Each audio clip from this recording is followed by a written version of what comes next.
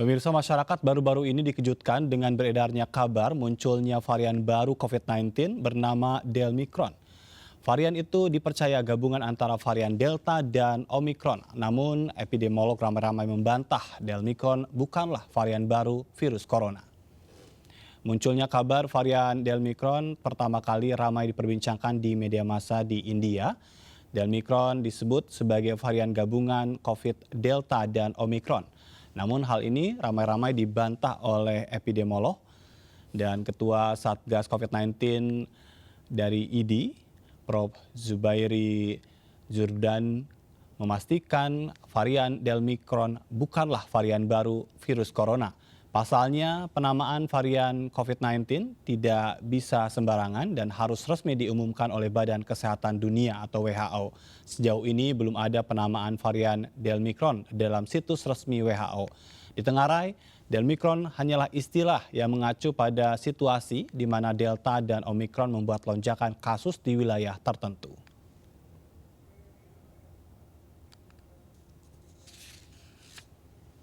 Apa sebenarnya Delmicron? Mengapa istilah ini ramai diperbincangkan? Apakah betul ini bukan varian baru COVID-19? Sudah bersama kami Profesor Zubair Jurdan, Ketua Satgas COVID-19 Ikatan Dokter Indonesia. Prof, selamat sore. Selamat sore, Mas. Baik. Prof, langsung saja. Ini berbicara tentang Delmicron. Sebetulnya bisa dijelaskan ke masyarakat ini varian baru atau bukan? Bukan varian baru. Lalu apa? Kenapa muncul istilah ini, Prof? Iya, jadi di beberapa negara, di Amerika, di Inggris, dan banyak negara di Eropa, saat ini jumlah kasus baru COVID-19 tinggi banget. Dan ini terdiri dari dua kelompok. Misalnya kalau Amerika itu dalam 1 minggu terakhir sampai hari ini itu ada 1,7 juta lebih kasus baru COVID. Ya. Itu sekitar 70% berasal dari Omicron. Jadi sekitar 1,2 juta kasus baru Omicron. Sedangkan yang 500 ribuan itu dari virus Delta. Ini kan 500 ribu per minggu kan juga tinggi banget. Jadi suatu kombinasi serangan masing-masing menyerang lebih dari 500 ribu orang. Karena itu kan ada spike yang pertama yang Omicron yang tinggi banget. Ya. Spike kedua misalnya ini oleh Delta, nah itu juga lumayan tinggi. Jadi kombinasi dua macam virus yang masing-masing menyerang tidak bersamaan itu kemudian disebut sebagai Delmicron. Ini yang memulai sebetulnya ada seorang dari India, Ya. yang ibu kotanya Mumbai, provinsi Maharashtra.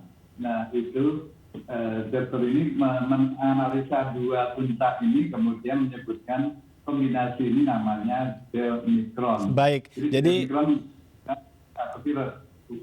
iya, jadi ini adalah gambaran di mana hingga akhir tahun ini Delta dan Omicron lah yang banyak mendera negara-negara ya, termasuk juga tadi ya bagaimana menganalisis kedua jenis varian ini yang muncul di berbagai negara termasuk juga di India, begitu ya, Prof?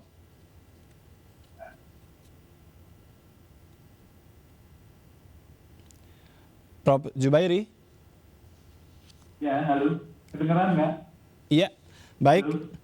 Jadi artinya ini adalah istilah yang menggambarkan bahwa memang hingga akhir tahun ini dua varian, yakni Delta dan Omicron sama-sama menyerang beberapa negara, begitu ya? Ya, benar. Baik. Atau juga ada yang mengatakan bahwa penderita yang pernah terpapar Delta ini juga sangat mungkin terpapar Omicron. Apakah istilah ini bisa diterima atau seperti apa, Prof?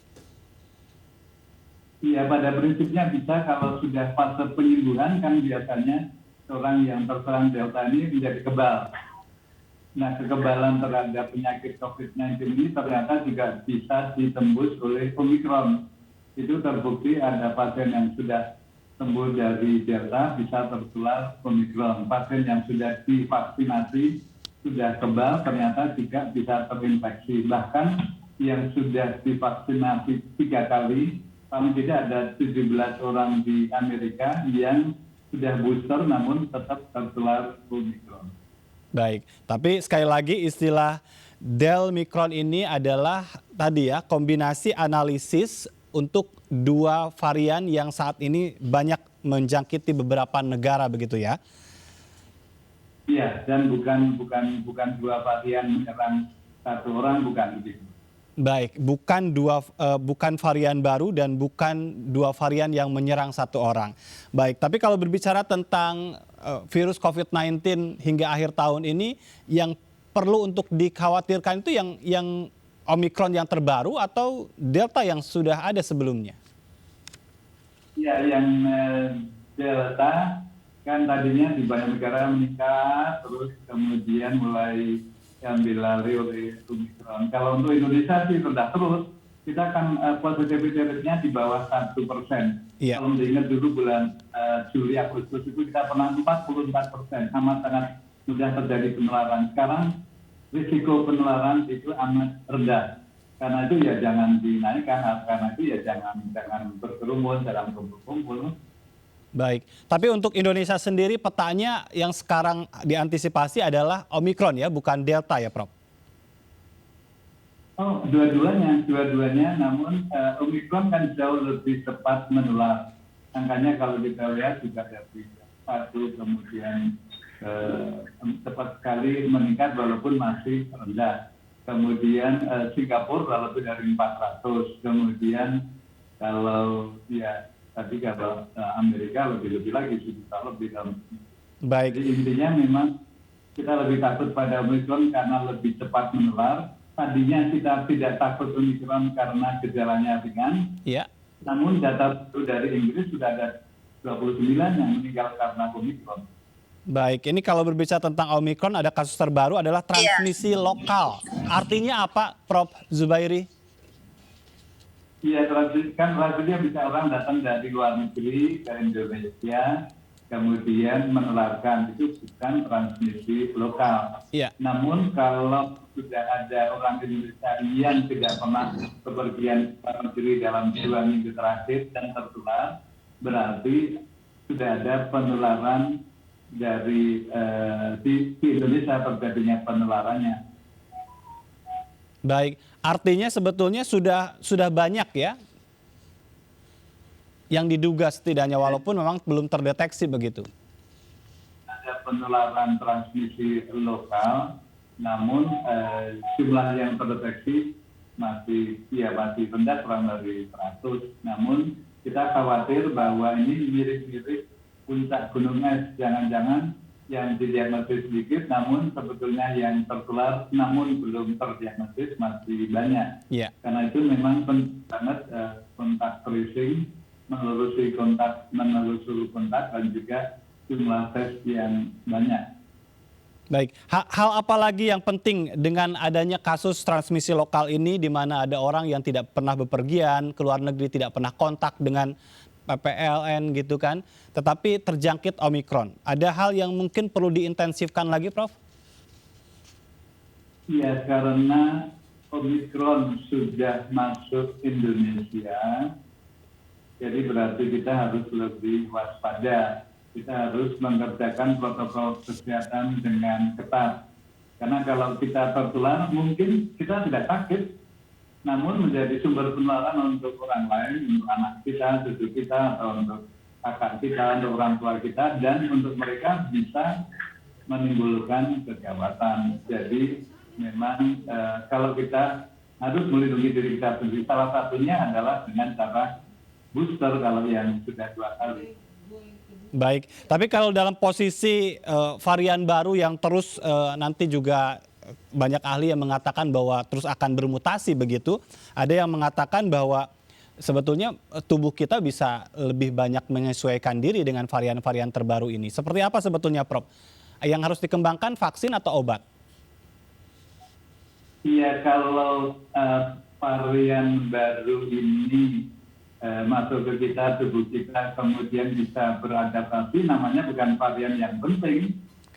Jadi kan virus ini mutasi terus, satu saat mutasi, sebagian besar mutasi ini tidak bikin kita lebih gawat, tidak lebih menular, dan bisa diobati dengan baik. Ini menjadi tidak masuk dalam kelompok yang harus disikapi. Namun nanti akan muncul satu-satu. Dulu kita pernah ada varian Alpha yang di Inggris, kemudian varian Delta, kemudian sekarang Omicron. Nah, satu saat akan timbul varian baru yang ternyata atau lebih mudah menular atau lebih gawat kalau kita tertular kondisi kita sakitnya, dan bisa menembus kekebalan walaupun sudah vaksinasi 2 kali. Kalau di Amerika kan 17 orang yang sudah booster pun masih bisa tertular. Jadi memang harus lebih waspada. Baik, dalam posisi ini apakah hanya vaksin saja atau juga kita perlu ke depannya mengembangkan obat? Obat tentu penting, namun kali ini yang paling penting kan obat itu kan kalau sudah terdiagnosis. Jadi yang paling penting mencegah jangan sampai kita tertular. Dan pencegahannya sama, artinya harus bercuci tangan, jangan kumpul-kumpul. Jadi misalnya kalau di beberapa negara di Eropa itu yang boleh bertamu ke rumah kita, ke rumah setiap yang punya rumah itu hanya 2 orang. Kecuali pada waktu Natal dan Tahun Baru itu boleh 4 orang. Jadi tapi dari dulu pun sebetulnya kalau saya menerima anak cucuku itu nggak pernah masuk rumah. Kita ketemunya di halaman, kemudian nggak boleh lama-lama, udah sejam lebih nih. Baik. Pulang, dan nanti makan minumnya bawa aja gitu. Dan itu memang perlu menjadi pola hidup baru masyarakat ya, pandemi belum berakhir. Tapi sekalipun itu di sore hari ini tadi sudah dijelaskan oleh Profesor bahwa Delmicron itu bukan varian baru. Ya, yang harus diantisipasi sekarang adalah varian Omicron ya sebagai varian baru COVID-19.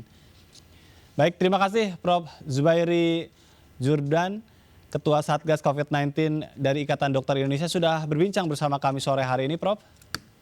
Salam sehat. Terima kasih, selamat.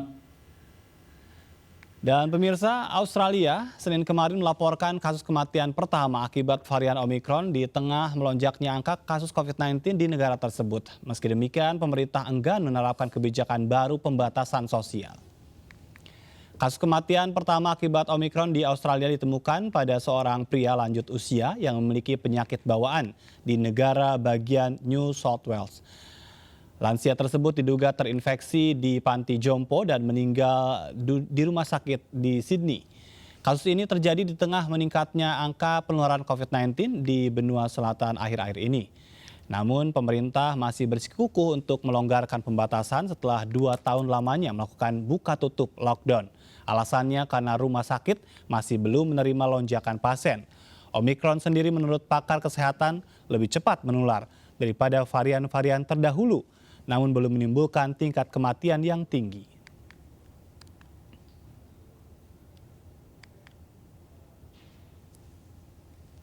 Sementara itu, Prancis dan Italia menjadi 2 negara yang kembali mencatatkan penambahan kasus COVID-19 tertinggi di benua Eropa. Peningkatan kasus terjadi di tengah merebaknya varian Omicron. Prancis akhir pekan lalu mencatatkan penambahan kasus positif COVID-19 tertinggi, yakni lebih dari 104.000 dalam sehari, dan tingkat kematian bertambah 84. Angka tersebut tertinggi sejak Prancis dilanda COVID-19, sehingga total kasus mencapai lebih dari 9 juta. Sementara total kematian mencapai 122.000 kasus. Sebanyak 16.000 lebih pasien kini tengah dirawat di sejumlah rumah sakit. Prancis mencatat 52,7 juta warga sudah divaksin dosis pertama atau 78,2% dari total populasi.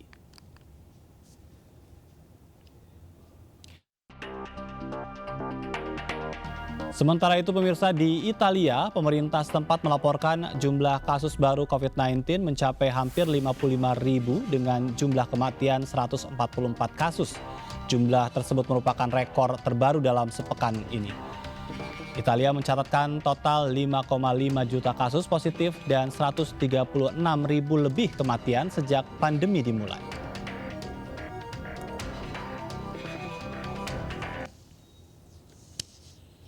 Pemirsa, kami akan segera kembali dengan sejumlah informasi penting lainnya. Tetaplah di MNC News.